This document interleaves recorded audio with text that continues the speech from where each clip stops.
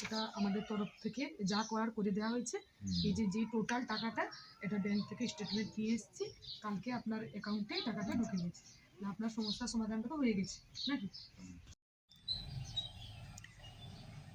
আপনার কি সমস্যা ছিল এবং কিভাবে এটা সমাধান হলো?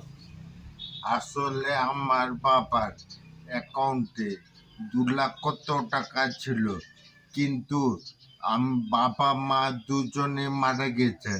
যখন আমি ব্যাংকে গেলাম টাকাটা ক্লেম করতে, তারা বলল যে কোর্টের পেপার আনতে। তা আমি এই অবস্থায় যেতে পারিনি, তাই ইনাকে বললাম। নমস্কার, আমার নাম রীতা দাস দত্ত। আমি জেলা আইনি পরিষেবা কর্তৃপক্ষের অধিকার মিত্র। আমাদের কাজ হচ্ছে মানুষকে আইন নিয়ে সচেতন করা এবং আইনি সহায়তা দেওয়া। তো সেইভাবে ইনার বাড়ি হচ্ছে চর্চিতা 1 নম্বর গ্রাম পঞ্চায়েতের চর্চিতা গ্রামে, গোপীবল্লভপুর 2 ব্লকের বাসিন্দা ইনি। ইনার নাম হচ্ছে স্নেহাংশু দে। ইনার বাবার অ্যাকাউন্টে কিছু টাকা ছিল, ওনার বাবা মারা যান। তারপরে ওই টাকাটা ক্লেম করার জন্য উনি যখন ব্যাংকে যান, তখন ব্যাংক কর্তৃপক্ষ ওনাকে কিছু কোর্ট থেকে পেপারস আনতে বলেন, কিন্তু ওনার পক্ষে, উনি হচ্ছেন একজন 90% হ্যান্ডিক্যাপ।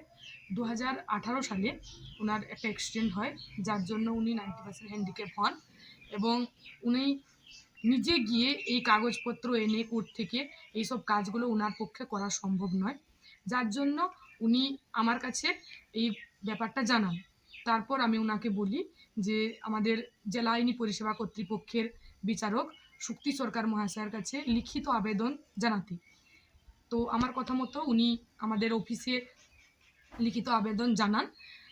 ওই আবেদনটা নিয়ে আমি ম্যাডামকে জানাই। যেহেতু উনি হ্যান্ডিক্যাপ, ওনার পক্ষে যাওয়া সম্ভব নয়, তাই ম্যাডাম বলেন, আমাকে নির্দেশ দেন ওনার বাড়িতে এসে ওনার সম্পূর্ণ ঘটনাটা জানার জন্য, এবং ম্যাডামের নির্দেশেই আমি ব্যাংক কর্তৃপক্ষের কাছে যাই ওনার ঘটনা জানার জন্য, যে কি পেপারস লাগবে বা কি প্রসেসে এগোলে উনি টাকাটা পেতে পারেন। তো ব্যাংক কর্তৃপক্ষ যেভাবে আনতে বলেন সেটা বার্তা নিয়ে ম্যাডামকে জানাই। ম্যাডামের নির্দেশে আমাদের অফিস থেকে সমস্ত পেপারস রেডি করে আমরা ব্যাংক কর্তৃপক্ষের কাছে গিয়ে জমা দিই।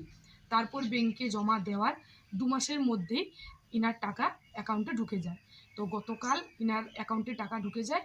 এইটা ব্যাংক থেকে স্টেটমেন্ট নিয়ে ম্যাডামের নির্দেশেই আমি ইনার বাড়িতে আজকে এসে ইনাকে জানিয়ে দিই যে ওনার অ্যাকাউন্টে টাকা ক্রেডিট হয়ে গেছে। তো এই সমস্যার সমাধান হওয়ার জন্য উনি খুব খুশি, কারণ